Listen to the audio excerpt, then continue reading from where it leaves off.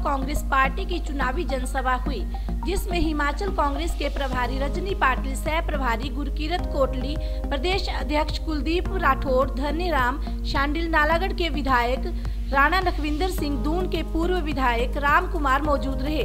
नालागढ़ पहुंचने पर कांग्रेस के कार्यकर्ताओं ने गर्मजोशी से स्वागत किया।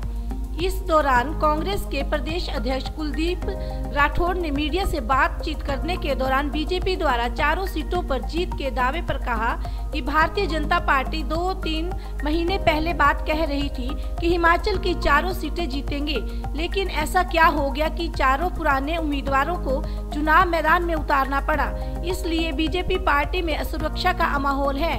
उनको ये लगता है कि चुनावी जंग में कांग्रेस से पिछड़ रही है। कांग्रेस कार्यालय में चली कुर्सियों पर बोलते हुए कहा कि बार बार इस मुद्दे पर क्यों पूछ रहे, बीजेपी वाले ज्वालामुखी वाला कांड भूल गए जब नरेंद्र मोदी के मुंह पर थूका था। हिमाचल की जयराम सरकार पर बोलते हुए कहा कि मौजूदा सरकार आयाशी में डूबी हुई है और प्रदेश सरकार विकास के मामले में नाकाम। 12 तारीख से शिमला से जन चेतना यात्रा शुरू की। इस यात्रा को शुरू करने के पीछे हमारा उद्देश्य था कि हम ग्रामीण अंचलों में जाएं और जो हमारे गांव में पार्टी के कार्यकर्ता बैठे हैं, जो लोग बैठे हैं, उनसे हम विचार विमर्श करें। और 12 तारीख से जो ये जन चेतना यात्रा निकली है, ये सोलन जिला के सभी जो ग्रामीण परिवेश के क्षेत्र हैं वहाँ से होते हुए आज इसका समापन जो है नालागढ़ में बहुत जोरदार ढंग से हुआ है। कहाँ है मतभेद? अतीत की बात होगी। जिस दिन मैं अध्यक्ष बना उस दिन एक बहुत बड़ी जनसभा हुई, छोटा मोटा जो मन मुटाव था उसके बाद आपको नजर आया। आज अखबारों में कोई बयानबाजी नहीं आ रही। कांग्रेस पार्टी एकजुट है, पार्टी में अनुशासन है और पार्टी के सभी जो नेतृत्व है वो इकट्ठे मिलकर जो है संगठन को मजबूत करने में लगा हुआ। सर, बीजेपी चारों सीटों पर जीतने का दावा कर रही है, क्या आप क्या बोलेंगे इसमें? देखिए, भारतीय जनता पार्टी 2-3 महीने पूर्व बात करी थी कि हम तो चारों सीटों पे उम्मीदवार बदलने वाले हैं। आप लोगों ने भी सुना होगा। लेकिन आज क्या जरूरत आन पड़ गई कि सारे इन्होंने जो चारों इनके जो पुराने उम्मीदवार हैं उनको फिर से मैदान में उतारे। इसलिए क्योंकि भारतीय जनता पार्टी में एक असुरक्षा की भावना है और उनको ये लग रहा है कि वो इस चुनाव की जंग में जो है कहीं ना कहीं वो कांग्रेस से पिछड़ रहे हैं। तो सर, जो मौजूदा सरकार है इसके कार्यकाल के बारे में कुछ देखिए, बिल्कुल निराशाजनक रहा है। जो 1 वर्ष से ज़्यादा का कार्यकाल रहा, हिमाचल में कानून व्यवस्था के बहुत बुरे हालत है। जयराम जी कहते हैं कि मैं केंद्र से बहुत मदद लाया हूँ, लेकिन जमीनी स्तर पे कहीं विकास नहीं दिख रहा है। जो भी काम, जिन कामों के उद्घाटन हो रहे हैं वो वही काम है जो कांग्रेस सरकार श्री वीरभद्र सिंह जी की सरकार में के समय हुए थे। ये सरकार तो अयाशी में डूबी हुई है। अभी 2 दिन पूर्व मुझे हैरानी हुई कि 3 फॉर्च्यूनर मंत्रियों के लिए खरीदेगी, उससे पहले भी खरीदेगी। हिमाचल प्रदेश एक तरफ से तो कर्जे में डूबा हुआ है, दूसरी तरफ से ये अपने अयाशी के लिए और जो मंत्री हैं उनके लिए इतनी महंगी महंगी गाड़ियां खरीद रहे हैं। तो मुझे लगता है कि ये सरकार जो है गरीबों के लिए, आम जनता के लिए बिल्कुल गंभीर नहीं है। ये इस चुनाव में कांग्रेस अपने प्रत्याशी वही उतारेगी या कुछ संभावना फेरबदल की? देखिए, अभी विचार विमर्श चल रहा है। जैसा अभी हमारी केंद्रीय प्रभारी श्रीमती रजनी पाटिल जी ने कहा, बहुत शीघ्र हमारी दिल्ली में जो स्क्रीनिंग कमेटी है उसकी बैठक होने वाली है। उस बैठक में हम तय करेंगे और निश्चित तौर पे जो हम उम्मीदवार उतारेंगे उनकी छवि अच्छी होगी, जितने की वो क्षमता रखते होंगे और ऐसा उम्मीदवार होगा जो भारतीय जनता पार्टी को जो है चारों खाने जो है चित करे। सीएम साहब, एक बयान था कि कांग्रेस मुख्यालय में कुर्सियां तक चली है।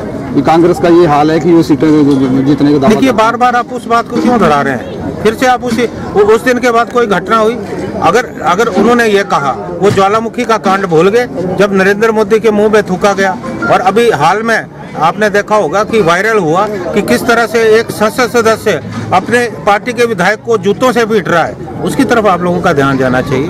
और मैं ये कहना चाहता हूँ कि आज भारतीय जनता पार्टी में आरएसएस बनाम नॉन आरएसएस का जो झगड़ा चल रहा है वो निश्चित रूप से इस पार्टी को भारी पड़ने वाला है, क्योंकि जो मुख्यमंत्री है वो आज पूरी तरह से आरएसएस की गिरफ्त में। आप सचिवालय में जाएं, अगर कोई काम होगा वहाँ ये देखा जाएगा कि किस कार्यकर्ता ने कितने कैंप लगाए हैं, आरएसएस के कितने कैंप लगाए हैं। तो आज जो भारतीय जनता पार्टी का नेतृत्व है वो केंद्र से लेकर प्रदेश तक जो है आरएसएस बनाम नॉन आरएसएस की जो गुटबंदी है उसका शिकार हो रहा है। तो निश्चित तौर पे इसका हमको फायदा होने वाला है।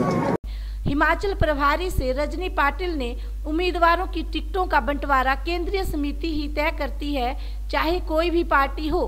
पिछले चुनावों में मंडी से पूर्व मुख्यमंत्री की पत्नी चुनाव हारने पर अपनी प्रतिक्रिया देते हुए कहा कि अब मंडी सीट जीतने का दावा किया। उन्होंने मुख्यमंत्री जयराम ठाकुर के केंद्र से अब तक सबसे ज्यादा सहायता राशि पर दिए गए बयान पर पलटवार किया कि अभी भी सहायता राशि नहीं मिली। कहाँ है ये सब जुमलेबाजी और लोगों को भ्रमित किया जा रहा है। कांग्रेस में चल रही गुटबाजी पर बोलते हुए कहा कि अब तो कोई गुटबाजी नहीं है, ये सब पुरानी बातें हैं और चारों सीटों पर जीत। नालागढ़ में जो रैली पहली बार मैं इस एरिया में आ रही हूँ और मुझे लगता है कि जो वातावरण है बहुत अच्छा बढ़िया है, माहौल बहुत बढ़िया बन रहा है और इस क्षेत्र से हमारी पार्टी को अच्छा सा इस बार 0-4 हुआ था, इस बार 4-0 हो जाएगा। बहुत सारे मुद्दे हैं, अभी मुद्दों इतने दिए हैं 5 साल में इस केंद्रीय सरकार ने और यहाँ के राज्य सरकार ने भी, इन मुद्दों की कुछ कमी नहीं, सिर्फ लोगों तक पहुँचाने का काम हम सब मिलकर करेंगे। मुझे लगता है कि गुटबाजी का सवाल आजकल बंद हो गया है। गए 2 महीने से पहले मुझे हर कोई जगह आते तो गुटबाजी के लिए पूछा जाता था, अभी हम बीजेपी और कांग्रेस की लड़ाई के लिए पूछा जाता है। ये मुझे लगता है बहुत अच्छी बात है। केंद्र से होता है, लेकिन चाहे बीजेपी हो चाहे कांग्रेस हो, सीटों का बंटवारा, लोकसभा के सीटों का बंटवारा तो केंद्रीय नेतृत्व से होता है। एक दूसरे अपने जो मंडी लोकसभा सीट है उसमें जो पिछले चुनाव हुआ था उसमें मौजूदा सीएम की पत्नी चुनाव लड़ रही थी, क्या इस बार लगता है कि वो सीट निकाल पाएंगे आप? क्या हम सीट निकाल पाएंगे, सब इसके साथ में आएंगे हमारे। सीएम ने एक ये बयान दिया है कि जो केंद्र से जो अभी तक मौजूद सहायता मिली, सबसे बड़ी सहायता भी इससे पहले भी कोई मिली, इस बार तो कहीं नहीं मिली है। जब जब भी आपने देखा होगा कि जब जब भी प्राइम मिनिस्टर यहाँ पे आए हिमाचल में, जितनी बार भी आए तो खाली हाथ आए हैं, कभी भी सिर्फ घोषणाएं और अपने जुमले, इसके सिवा कुछ भी दिया नहीं हो। आज बीजेपी वाले साथियों एक फर्जी राष्ट्रवाद का नारा देके एक फर्जी राष्ट्रवाद का नाटक रच रहे हैं। हमें इनसे सर्टिफिकेट लेने की जरूरत नहीं। मैं कर्नल साहब से बात कर रहा था, आज एक ही रट लगाई हुई है बीजेपी वालों ने, क्योंकि पिछले 5 सालों में कोई काम तो किया नहीं कि एयर स्ट्राइक कर दी पाकिस्तान में, वहां बालकोट में बहुत बड़ा फौजी हमला कर दिया। ये कोई पहली बार नहीं हुआ। जब कांग्रेस पार्टी की सरकारें थी तो कई बार, हम बात करो 65 की, 71, 71 की लड़ाई की, तो पाकिस्तान को बड़ी मजबूती से उस समय हमारी फौज ने हराया था। ये पहली बार कोई एयर स्ट्राइक नहीं हुआ। ये अपनी पूरे 5 सालों की जो इनकी नाकामियां हैं उनको छुपाने के लिए आज इन्होंने रट लगा रखी है कि सुरक्षा के लिए इतना बड़ा फैसला ले लिया।